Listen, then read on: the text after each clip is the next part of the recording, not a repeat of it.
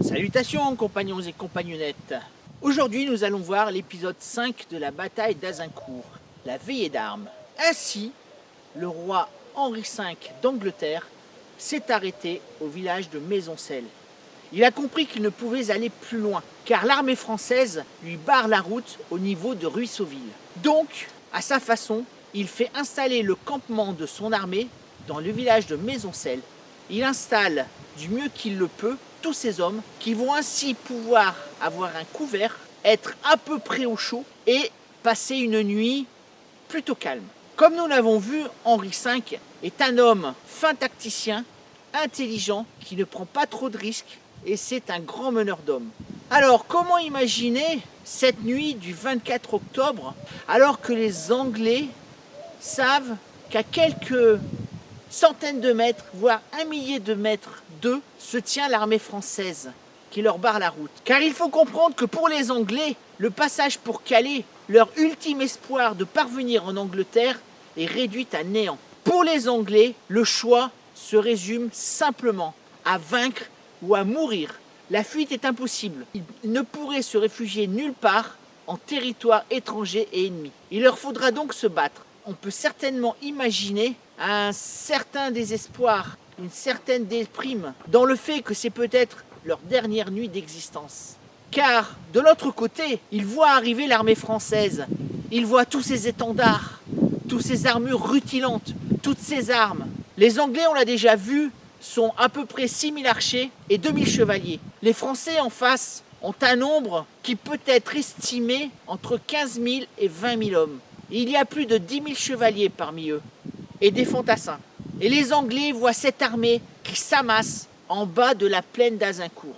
Ils savent qu'ils n'auront nul merci à attendre de leur ennemi, car ils seront massacrés jusqu'au dernier si ce sont les Français qui gagnent. Même les nobles risquent leur peau dans cette histoire, puisque la couronne française, les princes du sang, n'ont pas oublié les demandes humiliantes qui ont été formulées par Henri V pour la couronne de France. Ils n'ont pas oublié que Henri V s'est moqué d'eux, alors qu'il proposait des ambassades de paix, qu'il proposait un mariage avec la fille du roi de France, le pauvre Charles VI, le roi fou.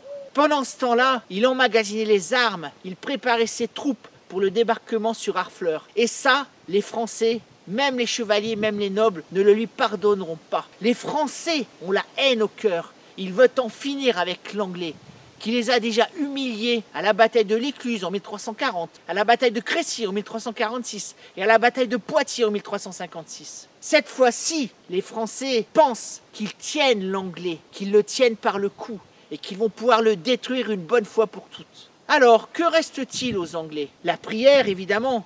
L'élévation spirituelle. Des prêtres ont suivi l'armée d'Henri V. Ils vont donc communier, ils vont se faire pardonner leurs péchés. Mais leurs meilleurs avantages, car il y en a, c'est leur entraînement au combat. N'oublions pas que depuis l'ordonnance de Édouard III, dans les années 1345-1346, chaque futur soldat, chaque futur archer anglais est entraîné à la guerre, est entraîné au tir à l'arc. Tous les dimanches, le tir à l'arc est obligatoire en Angleterre. Ils savent qu'ils peuvent compter sur leur grand arc, le longbow, dont j'ai déjà parlé, leurs flèches de guerre avec les points de Bodkin, leur entraînement, et surtout le roi Henri V.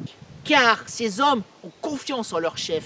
Ils voient Henri V à côté d'eux, qui partagent leurs conditions de vie, qui partagent leur faible nourriture, et qui, comme eux, craint pour sa vie. Ils savent qu'ils peuvent compter sur lui. Ils l'ont vu à la manœuvre lorsqu'il leur a fait traverser une partie de la France depuis Harfleur jusqu'à ce village de Maisoncelles. Ils ont confiance en leur chef. Rarement, certainement, un chef de guerre, un roi, n'a jamais été aussi près de ses hommes. Et il le prouvera le lendemain, juste avant la bataille. Alors donc, la nuit va être à la fois courte et longue pour les Anglais. Henri V leur a défendu de boire nul alcool et de se reposer au maximum.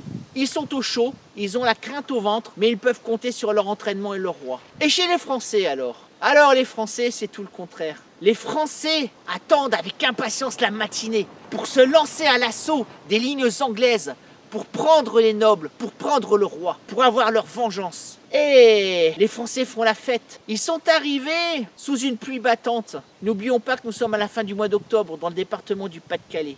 Donc ils vont passer une nuit très très humide. Et ils sont tellement nombreux sur le village de Ruisseauville et sur le village d'Azincourt que très peu auront la chance d'avoir un toit au-dessus de leur tête. Ils vont donc dormir dans le froid et dans l'humidité. Mais chez les nobles, on attend la conflagration avec impatience. On tient l'anglais, on va lui faire rendre gorge. Alors, tous ces jeunes nobles qui sont ivres de combats et de futures victoires s'autocongratulent les uns les autres. On a déjà vendu la peau de l'ours avant de l'avoir tué. Et le comte de Nevers, qui est bourguignon, qui est le frère puiné de Jean sans peur, le duc de Bourgogne, qui avait pourtant défendu à sa famille et à ses hommes de participer à la bataille. Ce comte de Nevers va se faire adouber par le maréchal de Boucicaut. Boucicaut, vous le connaissez, j'ai fait une vidéo sur lui.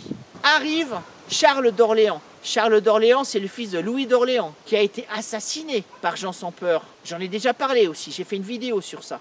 Et Charles d'Orléans, quand il voit cette atmosphère de liesse parmi les nobles, malgré les mauvaises conditions atmosphériques, veut lui aussi se faire adouber. Et plusieurs jeunes chevaliers vont suivre cet exemple. Se faire adouber avant la bataille, devenir chevalier pour leur dernière nuit d'existence. Mais ils ne le savent pas. Alors j'espère que cette vidéo t'a plu, et comme tu le sais, l'histoire, c'est toi qui l'as fait.